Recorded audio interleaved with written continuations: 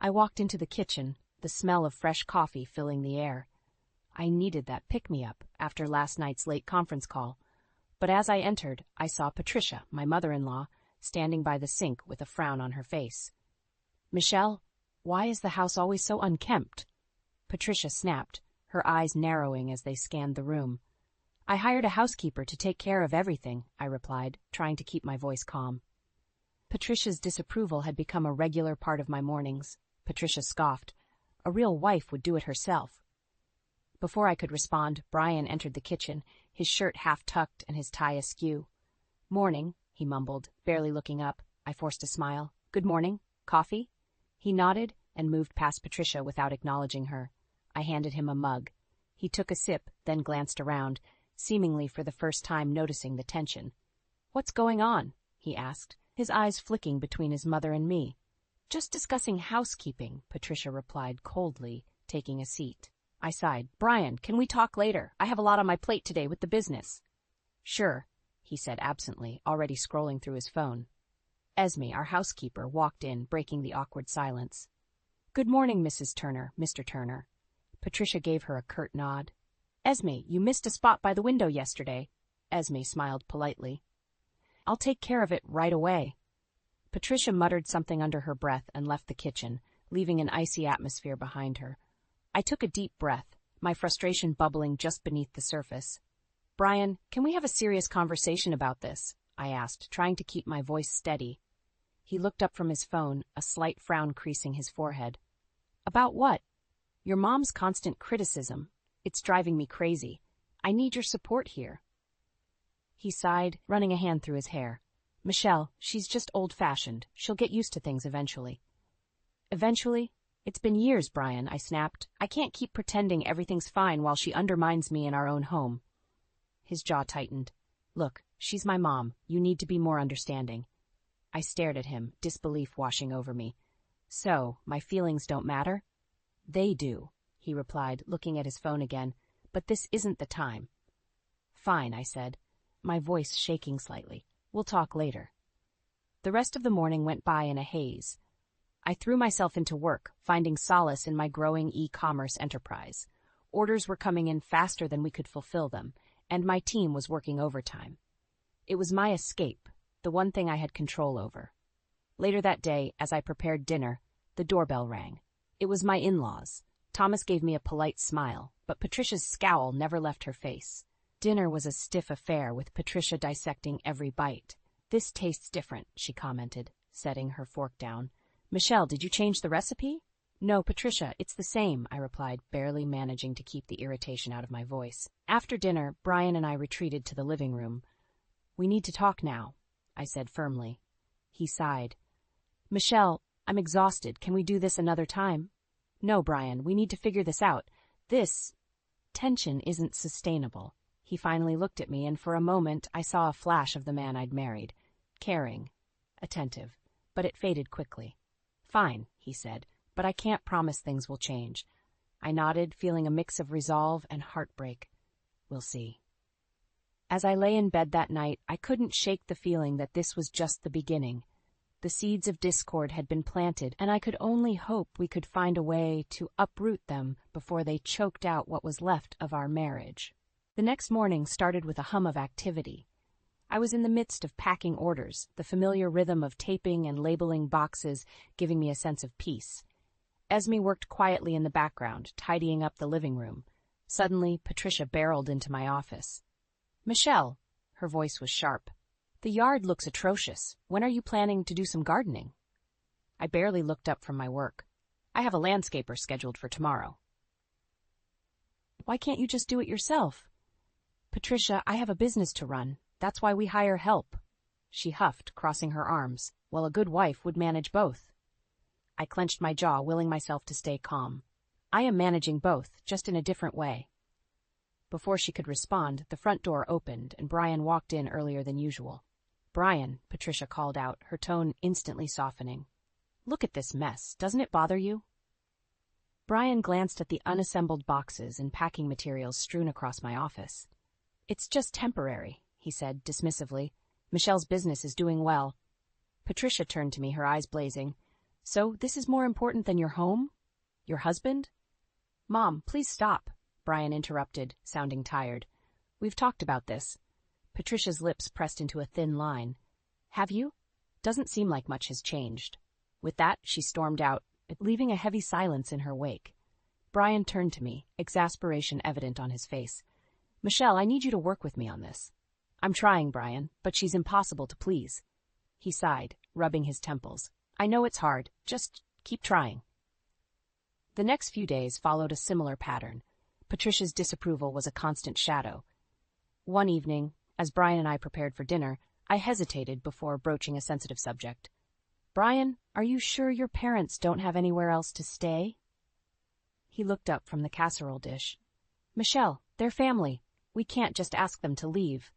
But it's causing so much tension. It's affecting us. He shook his head. They're not going anywhere. We just have to find a way to get along. Dinner was another tense affair. Patricia criticized everything from the flavor of the soup to the way the table was set.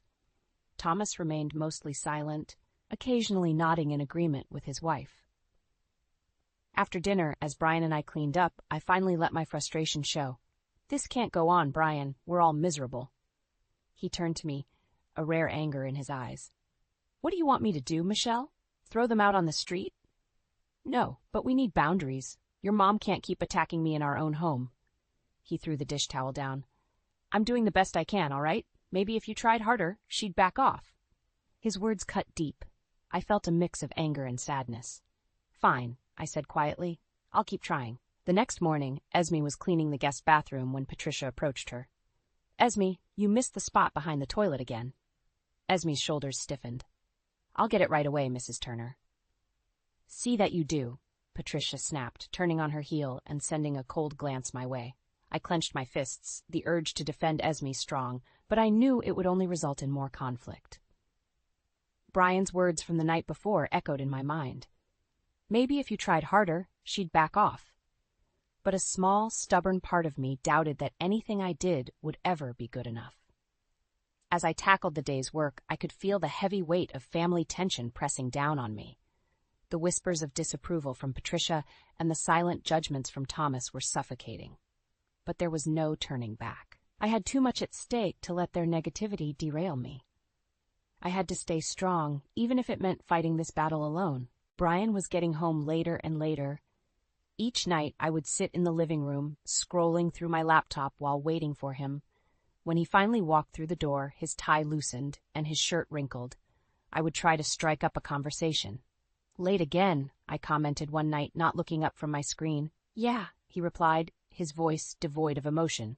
Work's been crazy. I closed my laptop and watched him head to the kitchen. He grabbed a beer from the fridge and sank into the couch opposite me. We need to talk about us, Brian. This distance between us is getting worse. He took a long sip of his beer, avoiding eye contact. I'm really tired, Michelle. Can we do this another time? This can't wait, I said, my frustration boiling over. We barely talk anymore. You're always at work or preoccupied. He sighed heavily, running a hand through his hair. I know, and I'm sorry, but I'm working hard to support us. Isn't that what you wanted? I wanted us to support each other, but I feel like I'm doing this alone, I said quietly. You're never around. And when I am, all we do is fight, he shot back, his tone sharp. Before the argument could escalate, Patricia's voice cut through the air. What's all the noise about? Nothing, Mom. Just a disagreement, Brian said quickly, his demeanor shifting to appease her. Patricia's eyes narrowed as she looked at me. You should be more supportive of your husband, Michelle. He's working hard for this family. I clenched my fists under the table, willing myself to stay calm. I am supportive. I just want us to be a team. Patricia huffed. Maybe if you put as much effort into your marriage as you into your business, things would be better. Brian's phone buzzed, and he glanced down at the screen, frowning. I need to step out for a moment, he mumbled, avoiding my eyes. As he left, Patricia took a seat, her gaze fixed on me. Mark my words, Michelle. If you don't start acting like a real wife, you'll lose him. I felt a pang of fear but masked it with defiance. My business is important to this family. I'm doing the best I can.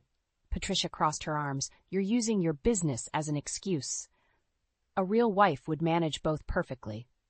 Her words stung, but I refused to back down. I refused to be a doormat, Patricia. She scoffed and stood up. Then don't be surprised when Brian finds someone who appreciates him. The rest of the evening was a blur. As I lay in bed, I couldn't shake Patricia's words from my mind. The distance between Brian and me was growing, and I could feel the foundations of our marriage crumbling. But there had to be a way to fix it, to prove that I could be both a successful entrepreneur and a devoted wife. The days that followed didn't get any better. Brian's late-night absences became more frequent, and whenever we did talk, it was strained and filled with unspoken resentment. One evening, in a rare moment of solitude, I decided to confront Brian once and for all. As soon as he walked in, I didn't even give him a chance to sit. "Brian, we need to talk now." He looked exhausted but nodded, sitting down at the dining table. "All right, what is it?" My voice was steady but firm. "This can't go on. We need to fix whatever is broken between us before it's too late." He sighed and leaned back. "I'm not sure if it can be fixed, Michelle. We've drifted too far apart." My heart ached at his words. "But I still love you. Isn't that worth fighting for?" He shook his head, looking defeated. "I don't know anymore." Without another word, he stood up and walked away, leaving me sitting alone at the table, the weight of our strained relationship pressing down on me. Our foundation was cracking, and as much as I wanted to believe we could repair it, a growing sense of dread told me this was only the beginning of our downfall. I decided to treat myself to a solo brunch at our favorite cafe downtown. It had been a while since I indulged in some alone time, thanks to the relentless pressure at home. The cafe was buzzing with people, offering a comforting distraction from the growing tension in my life. I had just sat down with my latte when I heard a familiar voice. "Michelle, is that you?" I looked up to see Claire, my old college friend. "Claire, what a surprise!" She gave me a quick hug before sitting down. "I haven't seen you in ages. How have you been?" "Busy," I said, trying to muster a smile. "Work's been intense, and things at home, well, let's just say it's a bit chaotic." Claire tilted her head. "Want to talk about it?" Before I could respond, her eyes widened. "Wait, isn't that Brian over there?" I followed her gaze and felt my stomach drop. Brian was across the patio, laughing and sharing a drink with a woman I didn't recognize.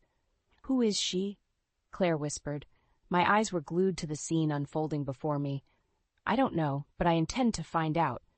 Brian looked like he was having the time of his life, completely at ease with this stranger. My hands clenched around my coffee cup, thoughts racing. Claire placed a hand on my arm. "What are you going to do?"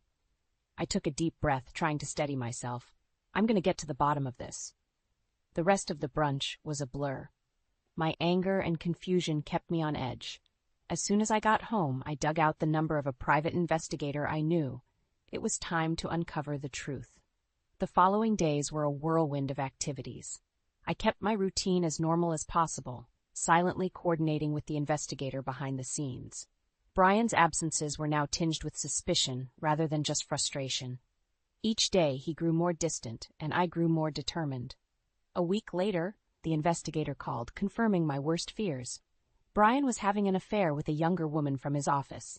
Hearing the news spawned a mixture of rage and heartbreak in me.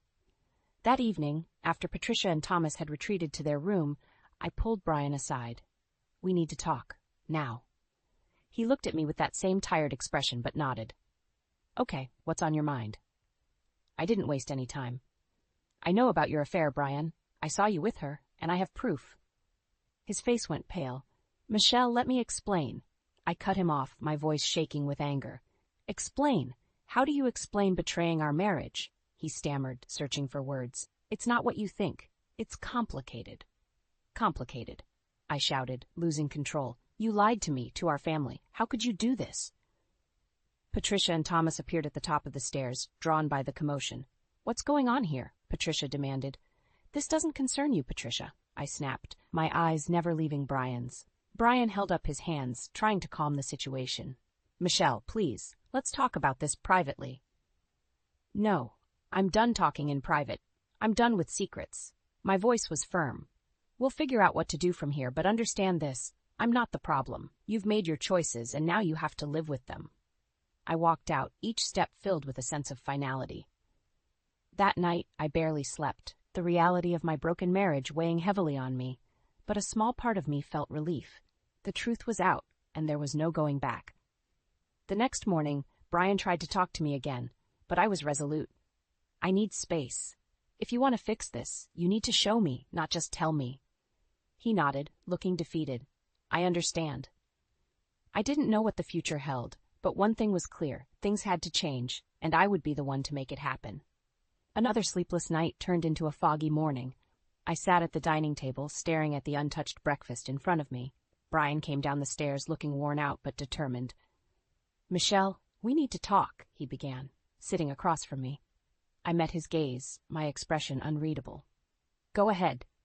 He took a deep breath. "I'm sorry. I know I've messed up, but we can fix this, can't we?" I shook my head. "It's not that simple, Brian. You broke my trust. Trust is the foundation of any relationship." "But I love you," he insisted, reaching for my hand. I pulled away. "Love isn't enough. Actions speak louder than words, and your actions have shown where your priorities lie." Just then, Patricia walked in, sensing the tension. "What's going on?" she asked, her eyes narrowing. "We're discussing our marriage, Patricia," I said. "It doesn't concern you." "It most certainly does," Patricia snapped. "Everything about this family concerns me." My patience was wearing thin. "Fine, then understand this. Brian has been unfaithful." Patricia's eyes widened in shock, then narrowed in anger. "How dare you accuse my son of such a thing?" "I have proof," I stated calmly, watching Brian's face turn pale again. Brian rose from his seat, his voice trembling. "Mom, this is between Michelle and me." Patricia ignored him, turning to me with fury. "You're lying. You're just trying to break this family apart. You've never been good enough for Brian." I stood up, the chair scraping loudly on the floor. "I've always respected you and Thomas, even when you made it hard, but now I won't stand here and take this." Brian tried to step between us.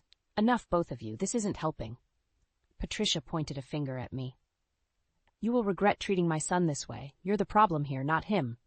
I felt my resolve harden. "Patricia, your blind defense of Brian is exactly why we're in this mess. He needs to take responsibility, and you need to let us handle this." With that, I turned and left the room, the heavy weight of the confrontation pressing down on me. Upstairs, I packed a small suitcase, throwing in essentials. Brian followed me, desperation in his voice. "Michelle, please don't go. We can work this out." I zipped my bag and looked at him, feeling a pang of sadness. "I need some space. Staying here won't fix anything." "Where will you go?" he asked, his eyes pleading. "I'll find a place. I have friends who can help." He stood there, defeated. "I never wanted this." "Neither did I," said softly, "but sometimes stepping away is the only way to save what's left." I moved past him and made my way down the stairs. Patricia was waiting, her eyes burning with resentment. "Leaving won't fix anything," she hissed. "It's a start," I replied, not looking back. As I walked out into the crisp morning air, I felt a strange mix of sorrow and relief. This was just the beginning of a new chapter, one where I had to reclaim my peace and rebuild my life from the ground up. I drove to Claire's house, grateful for her support during this chaotic time. She greeted me with a warm hug. "You did the right thing, Michelle. Now you can start healing."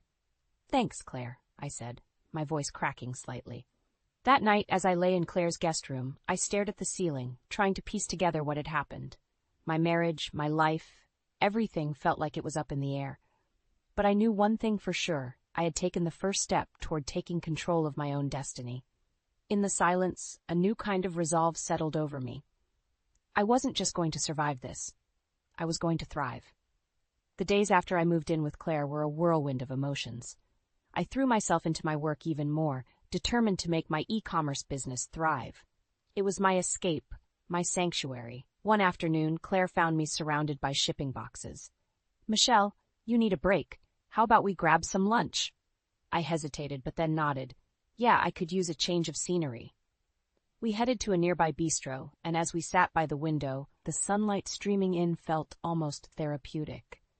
Claire's phone buzzed and she glanced at it, her expression shifting. "Michelle, have you heard from Brian?" I shook my head. "No, and I don't plan on reaching out. Why?" She bit her lip. "Word is going around that his job isn't going well."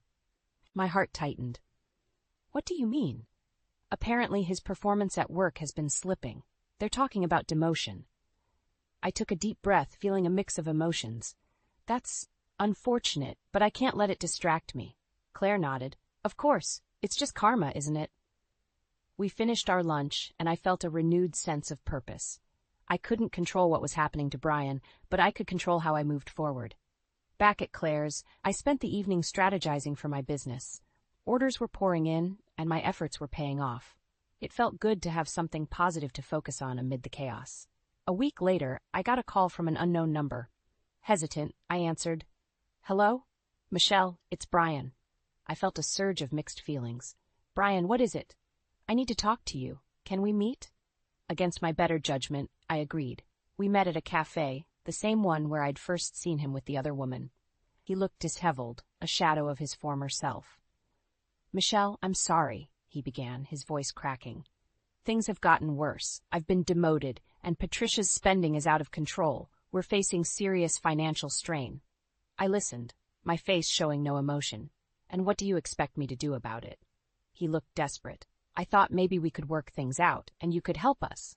I need you.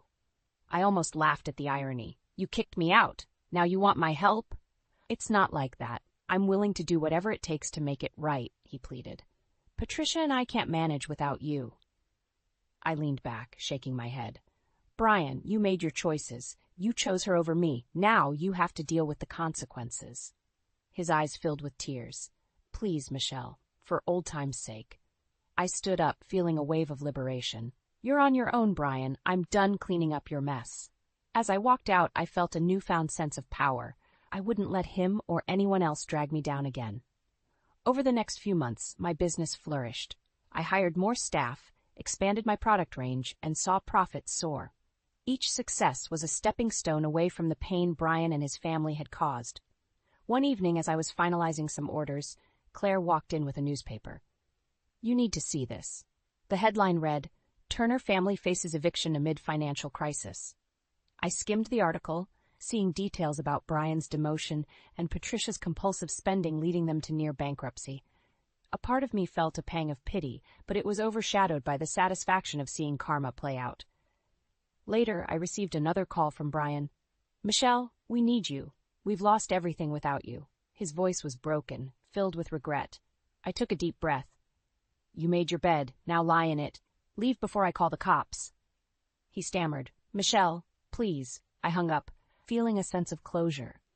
I was finally free from their toxic influence. This was my time to thrive, and nothing would hold me back. I had just finished a productive meeting with my new team when my phone buzzed. It was an incoming call from Brian. I let it ring. After everything, I had no desire to hear his pleas again. The voicemail alert pinged immediately after. I couldn't resist listening, dreading another round of begging. Instead, I heard Patricia's voice, fraught with desperation. Michelle, this is Patricia. We need to talk. Please call me back. I deleted the message without hesitation. I wasn't about to let them drag me back into their drama. Later that day, as I was packing up to leave, Claire called out to me from the other room. Michelle, you need to see this, she said, her voice tense. I walked over and saw her holding a letter. My name was on the envelope, written in Brian's unmistakable handwriting. It was under the door, Claire explained. I opened it reluctantly. The letter was long, filled with pleas for financial help and apologies from both Brian and Patricia. It ended with a stark admission. They were days from eviction and had nowhere else to turn. Tossing the letter into the trash, I felt a mix of anger and satisfaction. They were reaping the consequences of their actions, just as I was reaping the benefits of my hard work. That evening, I was unwinding with a glass of wine when the doorbell rang.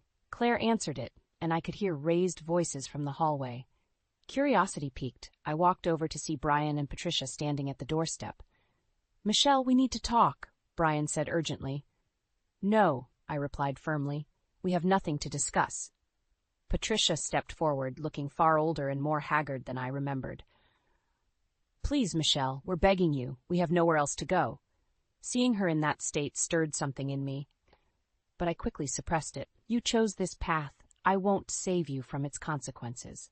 Brian's face crumpled. Michelle, for the love of everything we had, just help us this once. Claire stepped in, her presence a comforting wall between me and them. You need to leave. Michelle doesn't owe you anything. Brian reached out a hand. Please, Michelle, this isn't just about us. Think of the memories, the good times. I shook my head. Those memories have been tainted by your betrayal. You're not my responsibility anymore. Patricia's composure broke. We'll be homeless. Is that what you want? It's not what I want, I said quietly, but it's what you deserve. My help comes at the cost of my peace, and that's too high a price.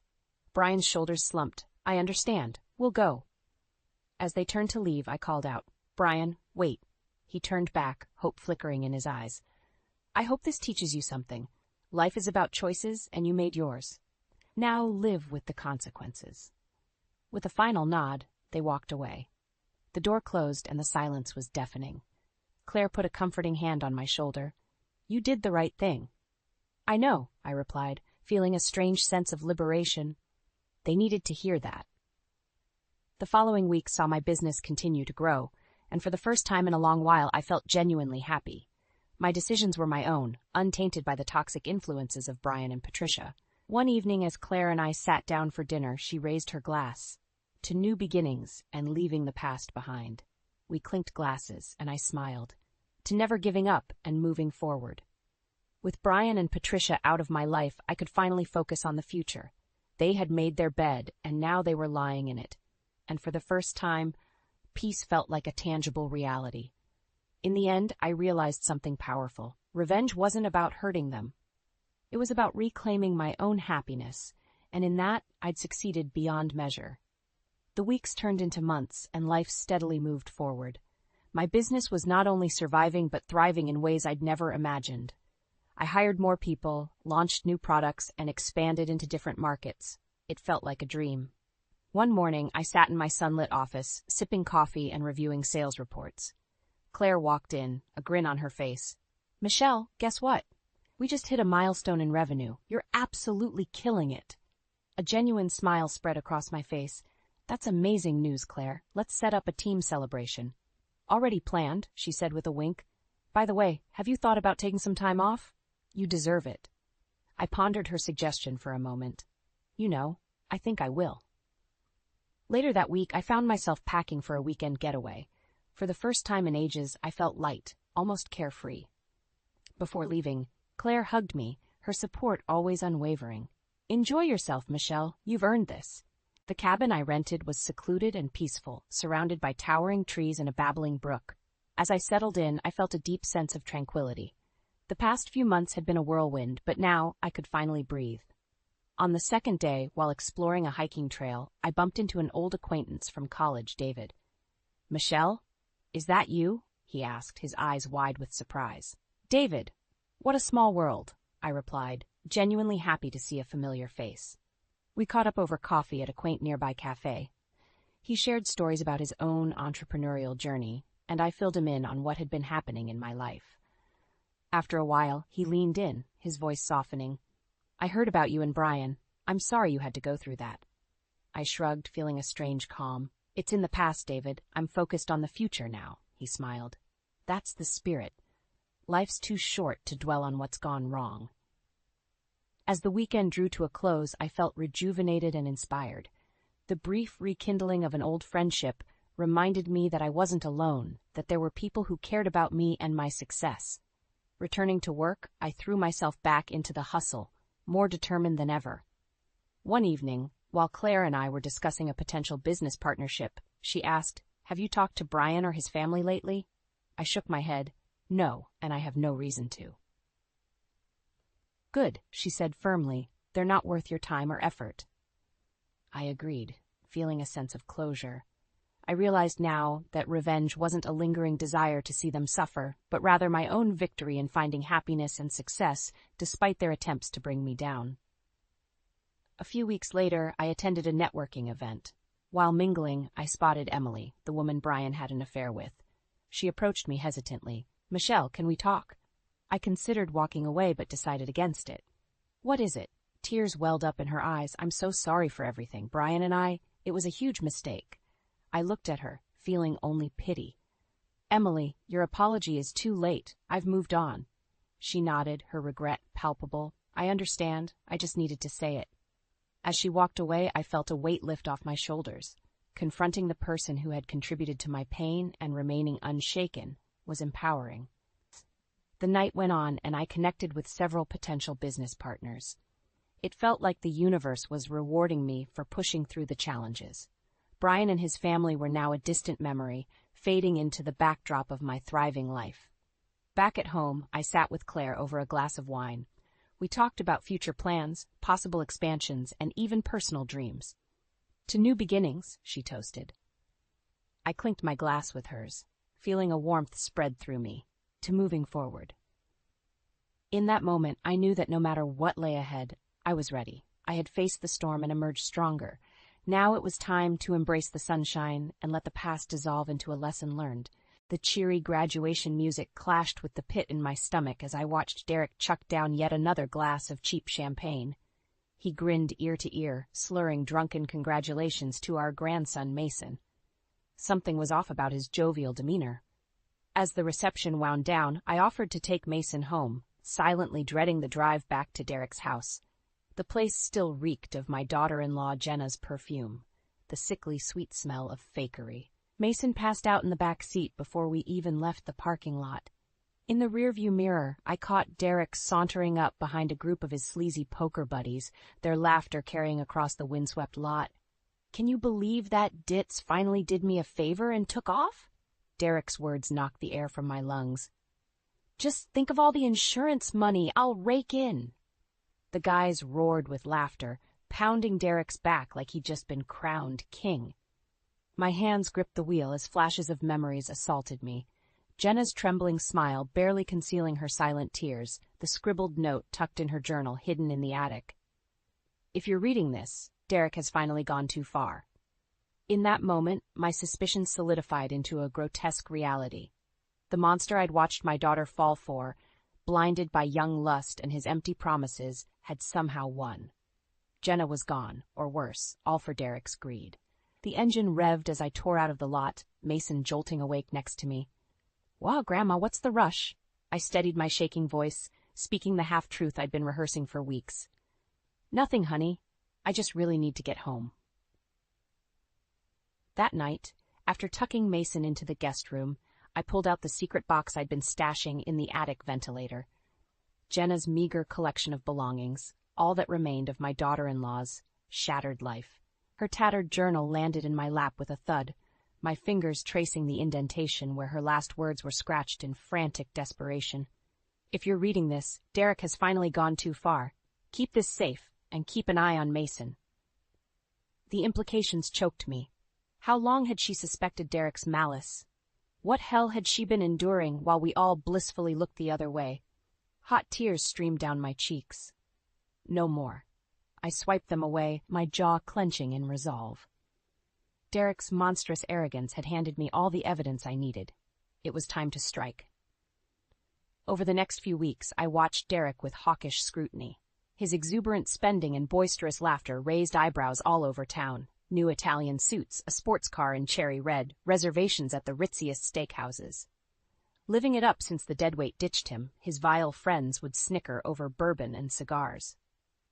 I clenched my fists until my nails dug crescents into my palms. How dare he satirize Jenna's disappearance so brazenly? My sweet, gentle daughter-in-law, who showered loves on Mason and showered me with hugs even after Derek's affair. Her words from our last lunch echoed in my mind.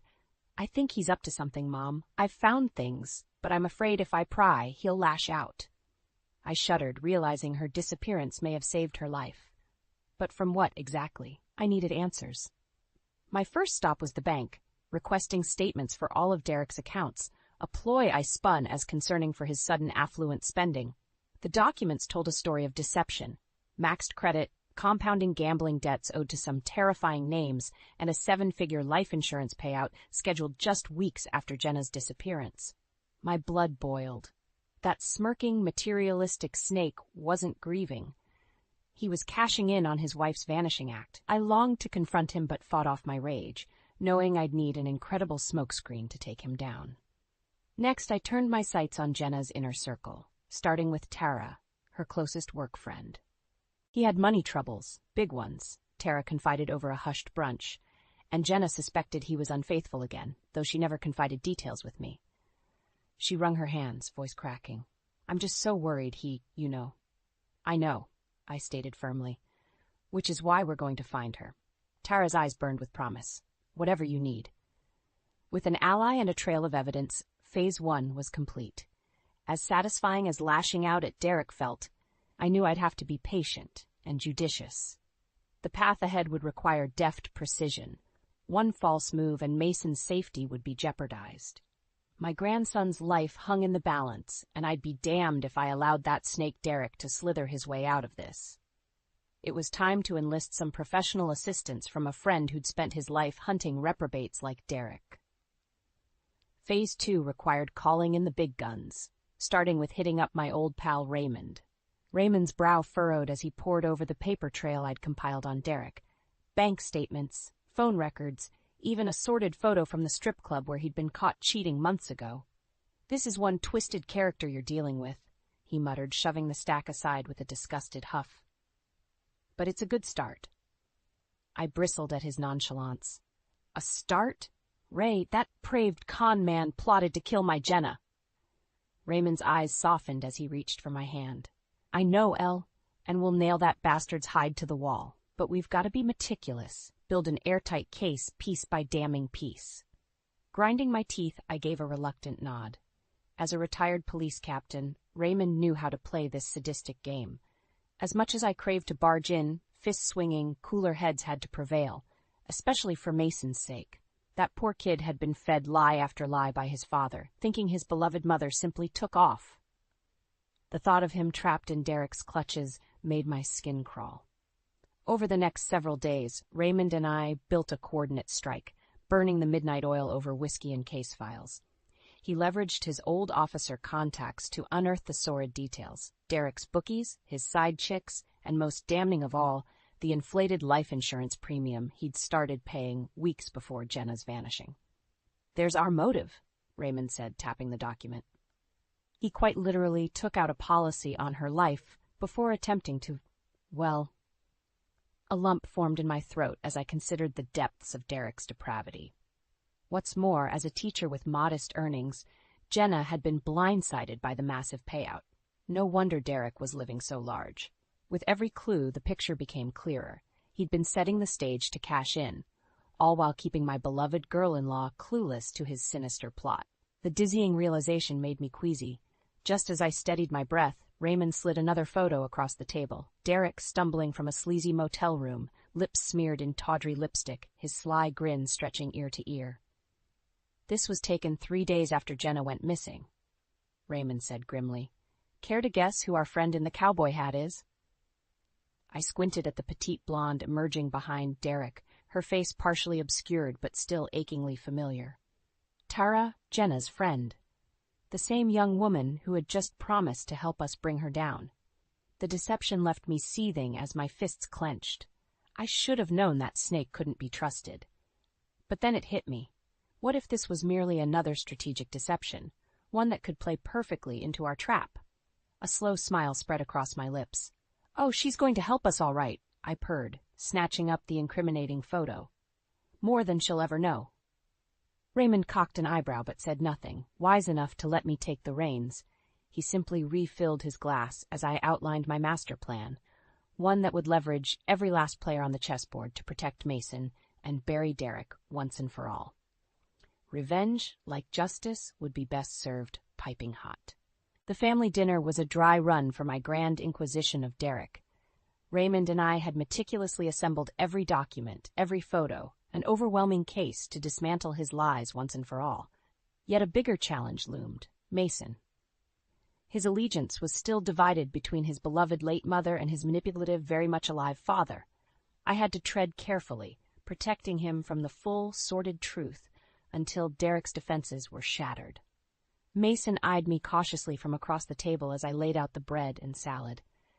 Derek, ever the arrogant fool, filled his wineglass to the brim, oblivious to the reckoning on the horizon. "You've seemed awfully preoccupied lately, Elaine," he said with a smirk. "Everything okay over there in Vinegar Villa?" I bristled but maintained my poise. "Everything is fine, Derek. I've just been catching up on some reading." his brow arched in mock concern. "Oh, do tell. Maybe I can recommend a nice work of fiction to lift your spirits." The venom in his voice was palpable. This smug bastard had no shame, did he? No matter, I'd wipe that Cheshire grin off his face soon enough. Suppressing a twisted smile, I retrieved the thick manila folder tucked under my seat. "Actually, I've been studying up on much more riveting literature. The kind with pictures."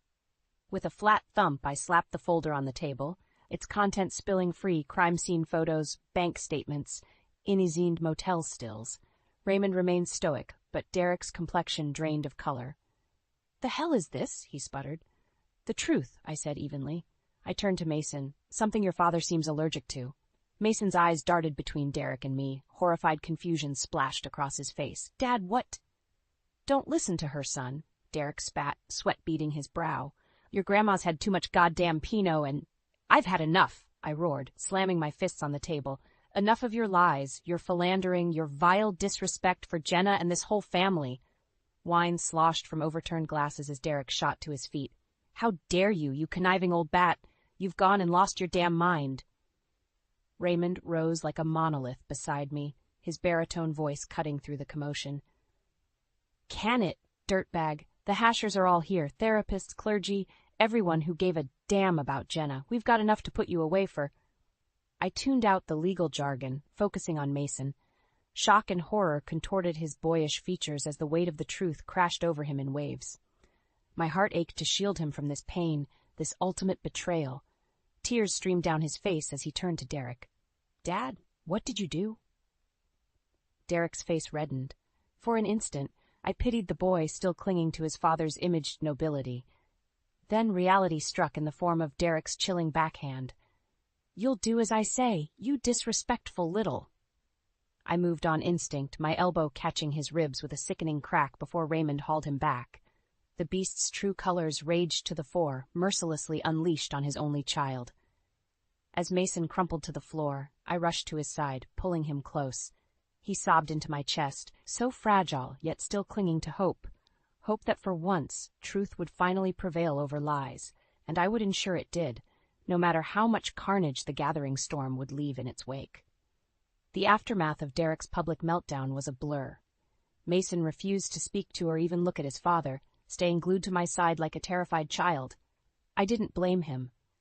That ruthless slap had finally shattered the illusion of Derek's hollow paternal facade.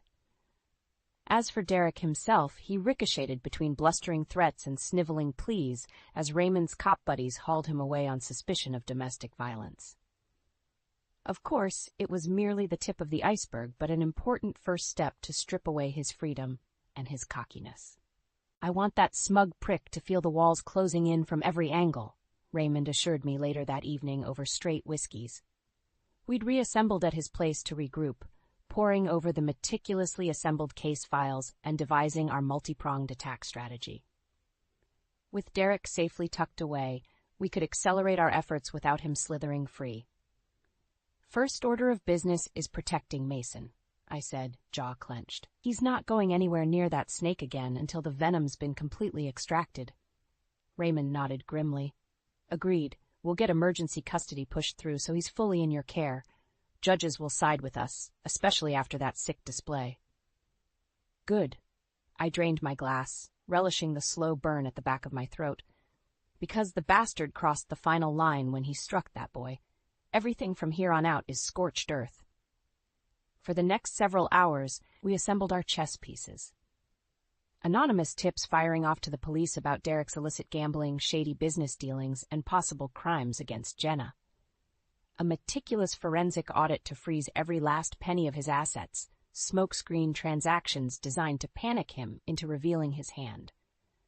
Finally, we formed the centerpiece, a meticulously planned sting operation to catch Derek red-handed in the midst of his next infidelity.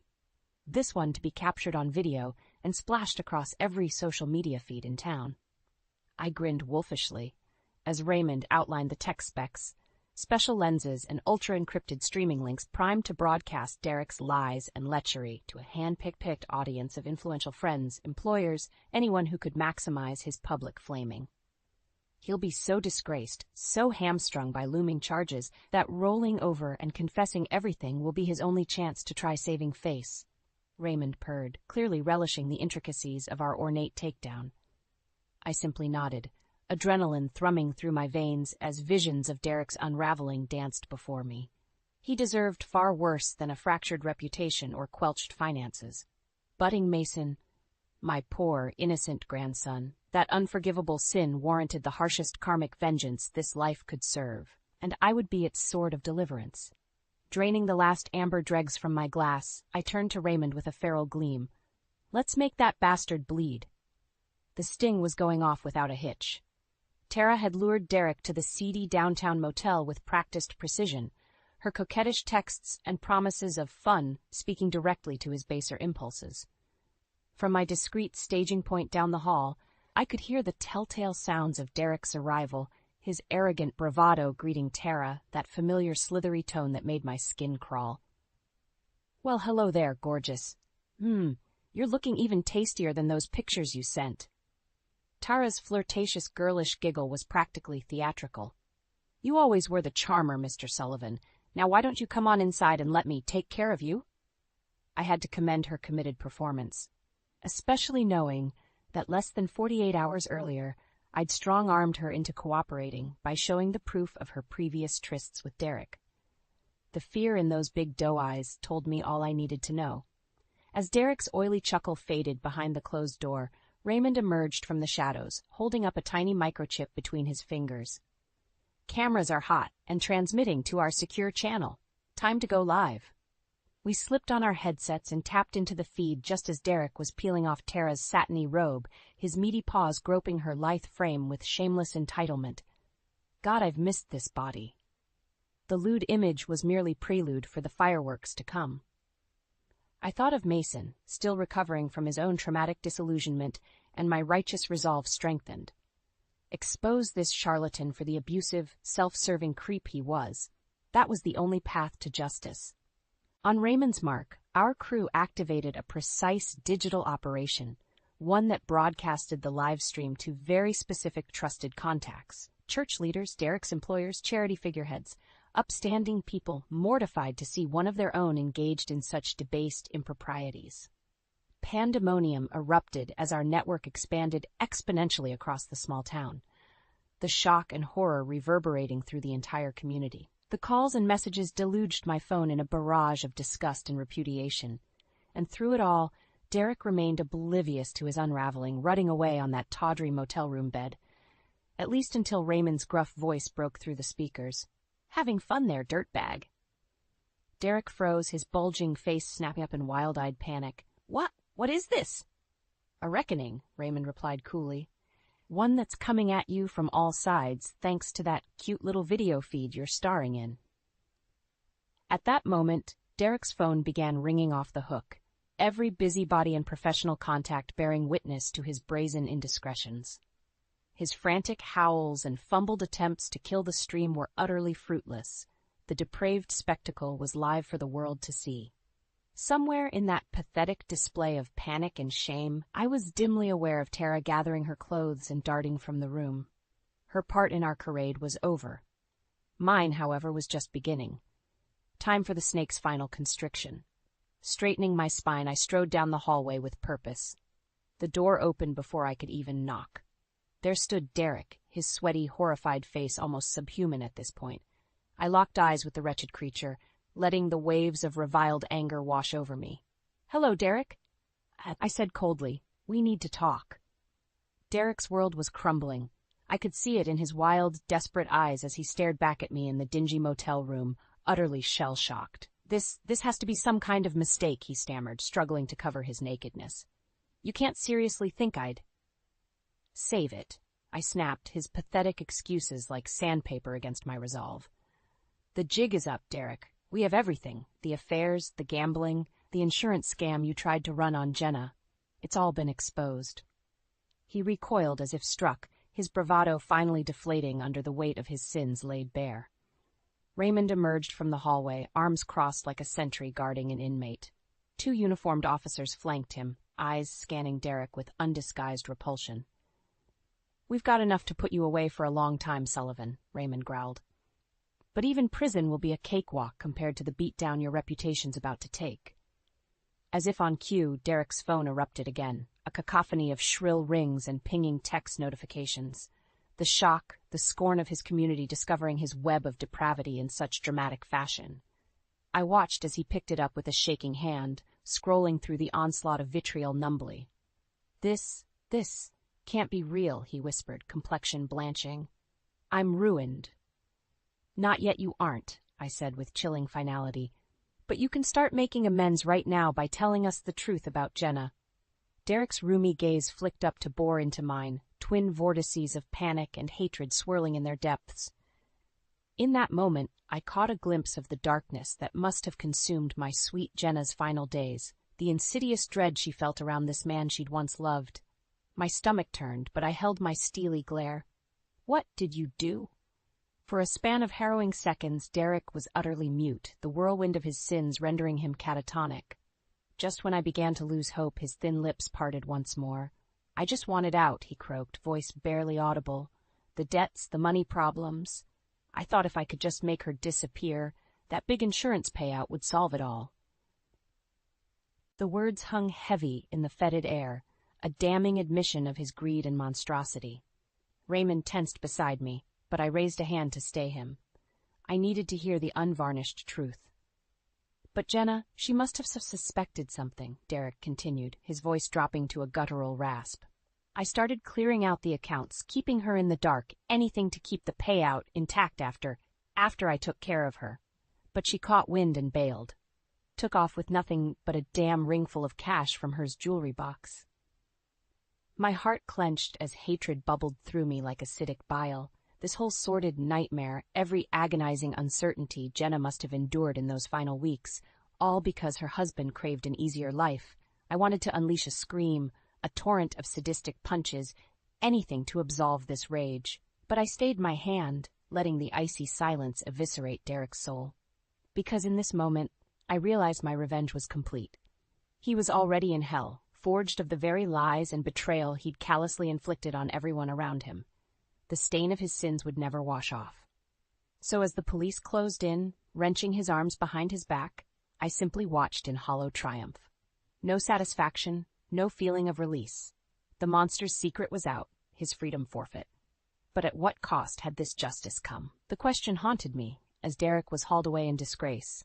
At last, the search for Jenna could begin in earnest. I only prayed that this nightmare's ending would allow for a shred of healing to take root. The call came just after midnight, Raymond's gruff voice crackling through the line with a mixture of elation and sheer disbelief. We found her, Elaine. Jenna's alive. My legs buckled as the words washed over me, equal parts rapture and terror paralyzing my every nerve. After weeks of feverish searching, haunted by visions of her scared face from that hidden attic journal, she was out there somewhere, safe. Raymond relayed the details. An anonymous tip from a diner waitress in Santa Fe who recognized Jenna's photo from the news broadcasts. Apparently she'd been serving there under an assumed name, laying low as a refugee from her own life. Relief and rage churned through me in sickening waves. While Derek rotted in jail awaiting trial, my poor girl had spent months as a fractured ghost, severed from her loved ones by the man who vowed to honor and protect her. But she was safe. That mantra alone propelled my shaking feet into action, every maternal instinct roaring to reunite with my unsung warrior. The airport's fluorescent lights stung my weary eyes, but I blinked past their glare, scanning every haggard face passing through customs. At last a familiar figure emerged, chocolate ringlets framing her hollow cheeks, her slender frame seeming to hunch under an immense invisible weight. "Mom?" she whispered, tentative and childlike. That was all it took to release the torrent. With a strangled cry, I gathered Jenna into my arms, clinging to her fragile bird bones as the dam burst. We sank to our knees in a tangle of sobs, fear and regret, and blessed relief whirling around us in a maelstrom. "You're safe," I gasped between heaving breaths. "Oh God, you're safe." For long moments, we were lost in our raw reunion, willfully blind to the churning current of life swirling around us. When at last Jenna leaned back, her eyes were glassy yet shining with a rekindled spark. "How?" she stammered, the word more rugged gasp than true question. I stroked her matted curls, grimacing at how frail and hounded she looked. No mother should ever have to see their child in such pain. "It's over," I said firmly, steadying my voice. "Derek confessed everything. With help from Raymond and some other supporters, he was exposed and arrested for what he did. All the debts, affairs, everything. It's finished." A tremulous sigh escaped her, somewhere between anguish and blissful release. "So he'll never hurt me again?" "Never," I said, pulling her close, "and I'll make damn sure that snake never gets within a mile of my family ever again." Jenna stiffened at that, pulling back with a panicked look.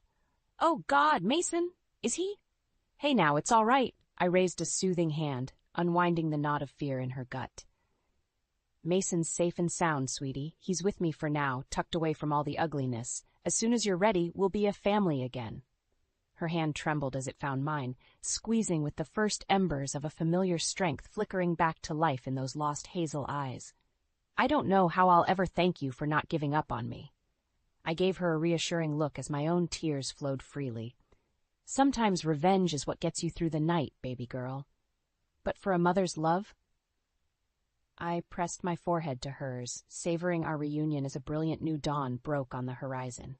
"That burning light will always lead me home."